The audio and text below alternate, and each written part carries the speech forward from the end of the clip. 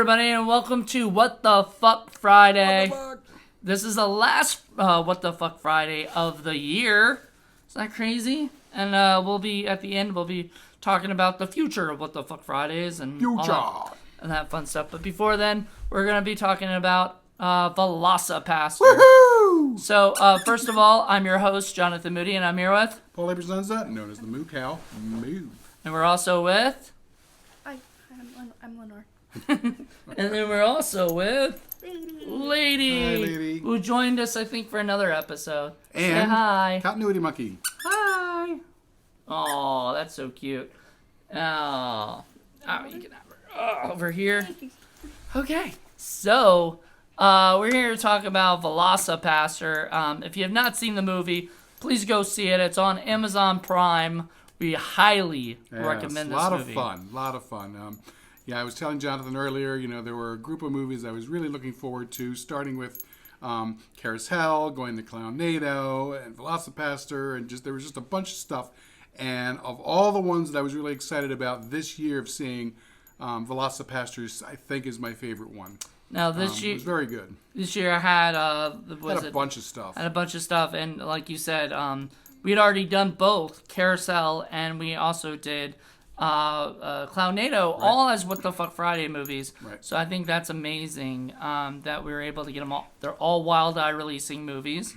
I do not own Velocipastor or Clownado yet. I'm gonna get them eventually. I do own Carousel, but I own the one that Steve Rosinski himself put out, Right. not the one that Wild Eye Releasing put out. So eventually I will want to get the one that Wild Eye Releasing put out. I got them all, baby. Yeah, so they're great. So I guess to begin with, let's talk about the story a little bit. Velocipastor. Well, actually, since it was your pick this year. It's a very simple premise. It's about a pastor who becomes a dinosaur, and he does so to right wrongs and destroy evil and fight against awful people. And he of course has some issues with that, being a priest and everything. He has to sort of come to terms with doing this, but he eventually does, and he helps his friend Carol, right? Carol. And finally, there's a confrontation with the guys who killed his parents. One of them, it turns out to be his brother. Spoiler alert there. And then this group of drug-dealing ninjas who are actually working for the church, and their diabolical plan is to get people hooked on drugs so that they will go to the church when they cut them off. Right. Which is not a very good plan. But it doesn't matter because we're not there for that. We're there to see a guy in a dinosaur suit kick the shit out of people. Well, they did have to have some kind of plan. There had to be some kind of storyline with that. Right. You know what this movie reminded me of? Orgasmo. A little bit, yeah. I can Orgasmo, see that. a little bit. But not like it didn't steal anything or take anything, but it had that same feel of like a superhero. Like, was it... Orgasmo is a superhero who was actually a Mormon, Church of Jesus Christ of Latter-day Saint, who becomes a porn star guy, and then he has to fight crime in the porn. And he has to justify, business. His position. Exactly. So I think Velocipastor took a lot of cues from it. I don't know if the director or writer Brendan Steer, did that or not. Like, right. While at the same time. Clearly it's a parody of sort of superhero movies and ninja movies and action movies in general. And, it's just like, what if, that wonderful voice in the back of someone's creative's head said, what if we had a dinosaur that was doing this? And it's like, yes, perfect. So let's make this movie. And they did. And it was fun. I feel like it's one of those movies that, like, the title came first in somebody's head. Probably. And they were like, how can we make this work? So they just put stuff together. There you go. Padded a couple things out, and I guess we'll get into that in a bit. But made an hour and 10-minute movie. But they did some of the right things, and the things that I have criticized, a lot of independent films and others for doing are not showing up in here. For example, they call this Velocipastor, and typically in a lot of low budget movies, you don't see the Velocipastor until like the last 10 minutes of the movie. Which is always a mistake. They did not do that. You see him within the first 10 minutes of the movie, which was great. You see him in the first 10 minutes, and then the middle 10 minutes or so. He shows up throughout throughout the thing, but not so much. Because they're not trying to hide the fact that they only have this ridiculous costume as a monster. They're celebrating it and they're going with it, you know? And it's like, this is great. It's part of the movie's charm. They recognize that, and it is. It's hysterical. You want to see the guy in the dino costume kicking the shit out of ninjas. Who doesn't want to see that? What did you think, Lenore, of the costume? It was delightfully absurd. Delightfully absurd. Right, so that was a very good thing they did. Second thing is they didn't do one of the typical, it was all just a dream. No. Stuff happened, and it really did happen, and you don't have to worry about it, being bullshit. So that was good. I'm glad they stayed away from that. Well, it's kind of very much like a raptor kind of thing where he turns into it, I guess more like the Incredible Hulk. I guess it's the rage that brings out the werewolf or something. But it's not, because there's like no full moon. Like there is a right or wrong, right or reason to it because there's whenever he gets mad, he's like, all of a sudden he becomes the raptor, and he starts killing. And then the seance guy also manages somehow to turn him into it.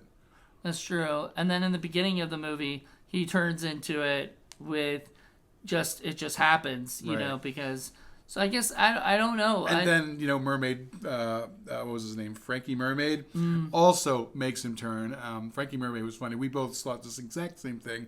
Oh, how perfect would it have been if Ron Jeremy were playing that role? Yeah, definitely. He would have been, but I think the people would have saw that coming kind of thing. Yeah. And still, no pun intended. The guy who did it was good. Yeah.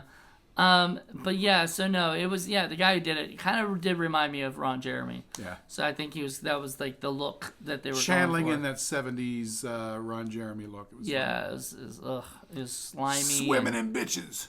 I know. That's why he's Frankie Mermaid. I liked it. I thought it was. I thought his character was very fun. You know what I was bummed out about? He didn't last very long. Yeah. It would have been cooler if he had a bigger part to it's it. Okay. Or something. He served his purpose. Yeah, he wasn't the main villain or anything. No. There was a bigger fish to fry.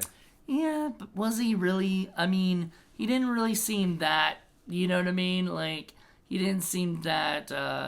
That scary or that. But we want to see the Dino Pastor killing off a bunch of ninjas, and Frankie Mermaid, even though he's delightful, is not going to have a bunch of ninjas.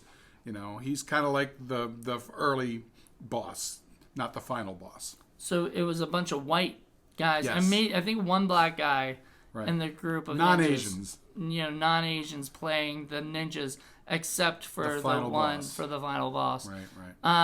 So let's talk about that for a second. Of the Velocipastor, technically he's a priest. You can tell with the collar and everything.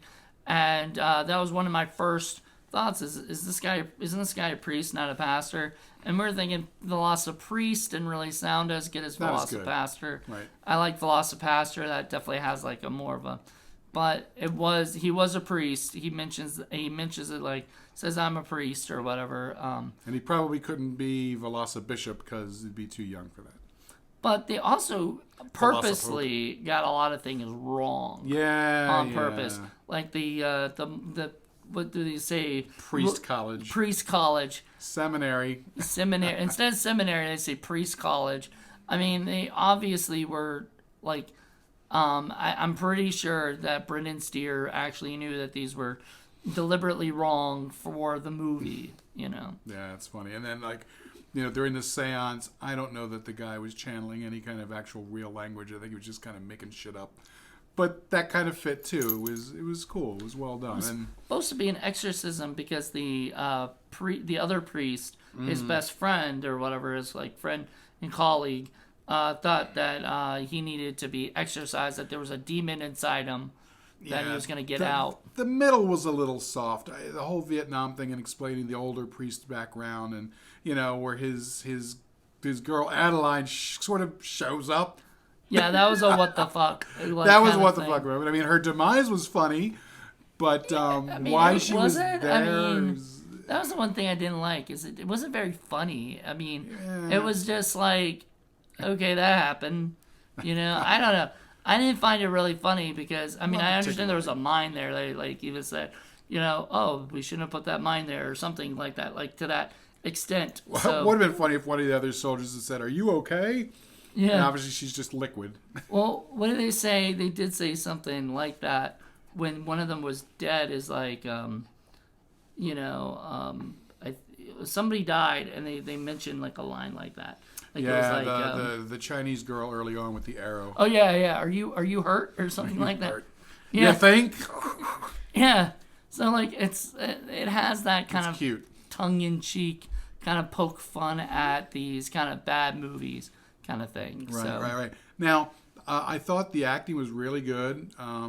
All of them really, really did a good job. Even when they were overacting on purpose and being silly, they actually did it. They sold it. You know, it was well done. And I have to do a special shout out to Alyssa Kempinski. She was fabulous. She was really, really good. And she has the toughest role. She's got to be the straight banana to all these people. And she has to do it in such a way that's believable, that's not boring, and still be able to do, you know, like nuance and all that and make us care about her character. And she does a great job. She really does. she leaves hooking like pretty quickly too. Well, Like, shit, yeah. I mean, but no, but like, I mean, I guess she had like she had said she was like getting a degree or something. Right. Like she had a real job or a real like, you know, thing and plan. She was probably just doing that for extra money, but Plus, like, Frankie Mermaid is no longer in the picture, so. yeah, she doesn't have to worry about that. Right. But yeah, she kind of leaves like once she sees the pastor turn into the Velocipastor, she kind of joins his side and Right. basically becomes his own little sidekick, which I enjoyed. I enjoyed the fact that randomly she knows all this martial arts. Like, Right, can she kick all just this- starts kicking ass. That was right, fun. like that was just random. What did you think of the acting, Lenore? Over the top, but it works. Right. I mean, right. everything in this movie is pretty over the top. It's true. It's Right. true. It celebrates over the top, but it does it well. It's great. Was there anything you didn't like about this movie?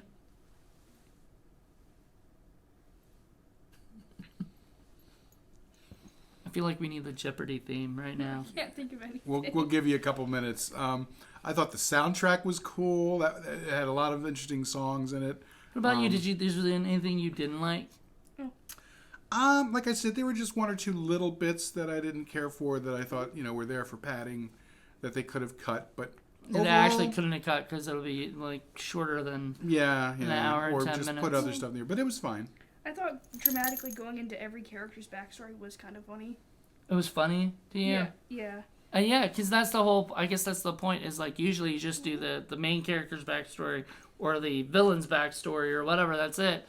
This movie actually shows you like a bunch of different characters' backstories. I guess if I were doing, if it was like a not parody, if it were like a regular movie, I'd be annoyed with the fact that Alyssa's character, what happens with her at the end. I'm not going to spoil it.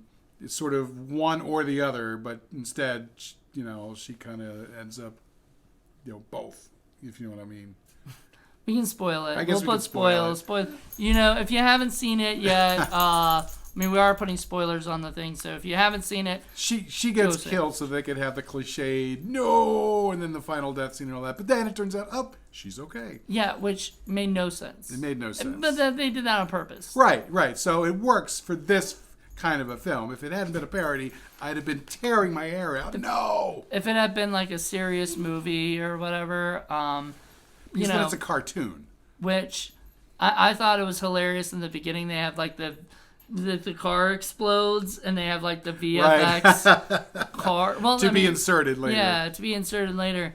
Either they really left that in there, or I think it was a joke. So I think it was would a hope joke. so. I think it was a joke, but it also served a purpose because you know that would have been expensive and a pain in the ass to shoot. But so. they do show another clip later of like from the other end, and you see like the fire.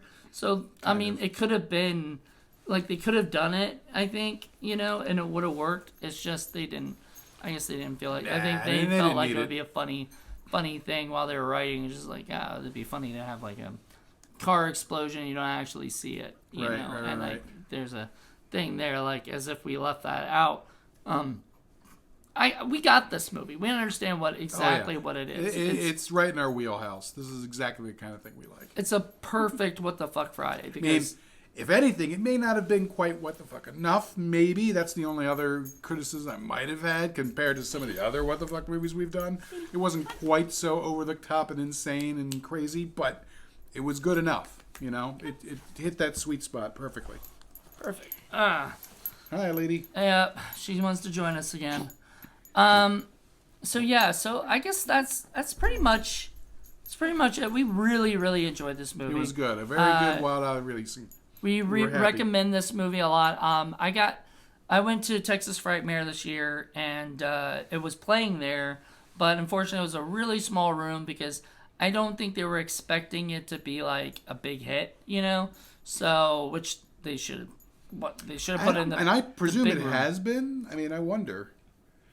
What? I'm guessing it did well. That it's done well. I mean, in that screening, it had a huge turnout. Because I know people that, you know, my friends or people at work who do not watch B movies or movies that I watch. They only watch Hollywood stuff. I actually heard some of them talking about this film. Yeah. And I'm like, really? You know about this film? And I'm like, oh yeah, this sounds like it's cool. So there's definitely some crossover appeal here. It's kind of like Sharknado, where it's something that people hear the title of and they're like, "What is that? Like, what does this mean?" You know, and stuff like that. It's better than Sharknado. Well, we're not gonna get into that, but it's definitely different than Sharknado. It's more goofy and silly and off the wall kind of thing. It's a more What the Fuck Friday because I think the problem with the movies like Sharknado is they take themselves way too seriously on purpose so that it will be like cheesy when you watch it. This movie takes itself not seriously at all and has fun with it. It's kind of like Trauma or those movies where they play up the fact that they know they're a goofy movie. You know, Maybe they could do Sharkpastor. Sharkpastor, Shark Priest. There you go. But anyway, so yeah, that's our review. I almost got to see Thumbs it, up. but I decided, you know, it was too small of a room. There was too many people. It felt cramped. I had to leave. And I'm glad I got to watch it today, you know, for the first time and everything. It's something I definitely want to have the actual movie for because And it's nice when a movie has a lot of buzz and then it really delivers. You know, that's always a big oh plus. god, yeah. Speaking of buzz, remember Tsunami?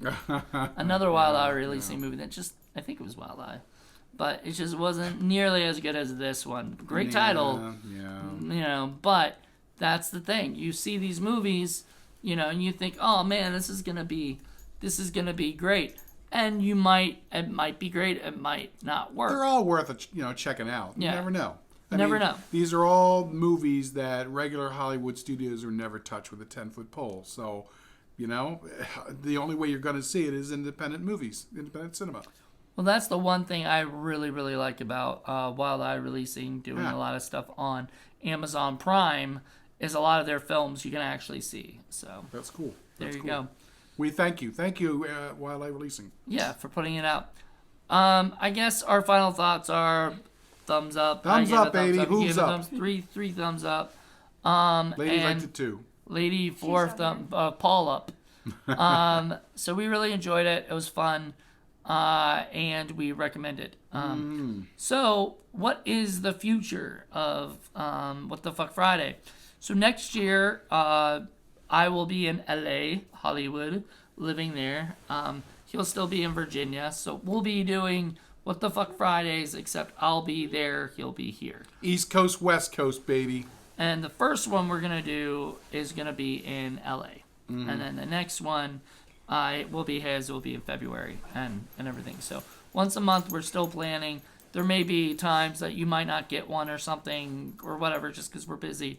I mean, we can't do everything all the time. We want to. It's all right. We'll You the know. fuck your Friday whenever we can. Yeah. So our plan is every the second Friday of every month, if we can, we'll put up an episode of What the Fuck Friday. I've got a few in mind for future And episodes. I got plenty of them. I mean, thing is, Jonathan tends to focus more on the recent stuff. I tend to be old weird movies. Although this was yours. It was this time. Yeah, so this was... But I think we had talked about it because I had thought about Cloudnado, and you wanted to do Velocipastor. So, and you bought both of them at the same time and everything. So we decided to do one first, which was mine, and then yours, and then... And then he showed me Care as Hell, and I liked it so much, I went on and bought my own version. So that was great. Yes, exactly. So there you go. We have a good amount of stuff for you guys to check out. I think this is the 8th episode of What the Fuck Friday. There you go. Which is pretty good for the first year. We weren't expecting that. So hopefully we'll have 12 for you next year, if not 10, at least. So we'll basically be What the Fuck Fridaying you. Because there's always that film that likes to go a little above and beyond all the regular kinds of weird movies that we like to do. And so those are the ones we want to spotlight. Yeah, I mean, him for sure, because he's got a million of them that he wants to do on Indie Film Cafe, but he's just not quite. He would just rather do a 30-minute review of it on here. So, well, originally these are movies that we knew Jen was not going to stand for watching. Yeah, originally was it Jen? Did we start? Yeah, this? it was mainly because of Jen. We wanted to do a few movies because remember the first one we did was.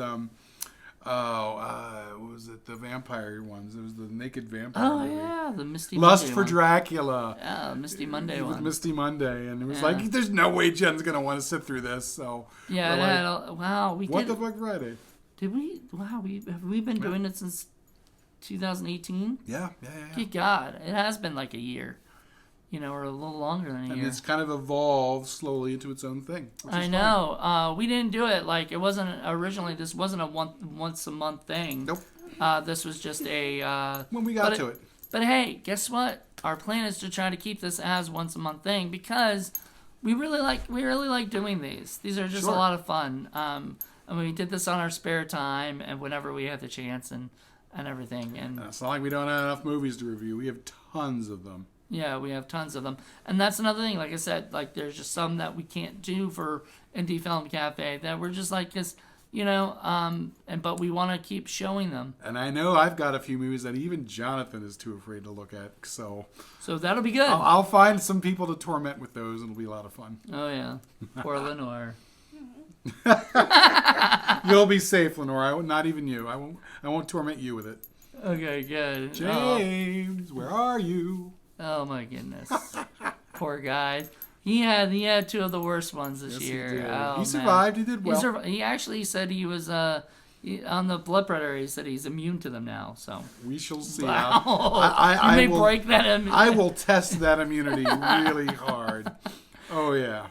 Also, we've got a show. I've got a show called The Horror Film Lovers, which more focuses on either newer stuff and or better horror films. Yeah, good films that we and they don't have to necessarily be indie. Some are going to be indie and some are going to be mainstream films. So it is it is more it's different than this. We got to be on the first one, didn't we? Yeah, you guys got actually two. You guys actually got to be in two already. Oh yeah. So there you go. And we're going to be doing more. Yay. And I've got plenty to choose from. So I've got a lot. Next year is going to be freaking. We've got some big plans for you guys. Get ready for 2020. It is going to be one of the best. It's going to be the start to the amazing decade. I have this feeling. I have a dog like literally laying right behind me now. She's all over the place. Man, she's like she's a scamp. Get this review over with. All right. So thank you guys so much. Keep joining back. Check out sickflickproductions.com. Check out indiefilmcafe.reviews. Do you have a spot for What the Fuck Friday yet or not? No. It's just been kind of wrapped up in Indie Film Cafe, just like Forgotten Horror Classics. We're gonna rectify that. We'll work on something to even if I have to help out and do something because we'll do a What the Fuck Friday thing for sure because we enjoy it. Yeah. All right, guys. Thank you. Lenore, did you have a good time? Yeah. Didn't say She's as playing much with the today. dog the whole She's time. having way too much fun with Lady. But thank you guys so much for checking this out. Hope you guys enjoyed it. Yep. And thanks for being with us throughout 2019 and look for us for 2020. Yes, definitely. And check out Velocipastor on Amazon Prime. There we All right. go. Bye, guys. Bye.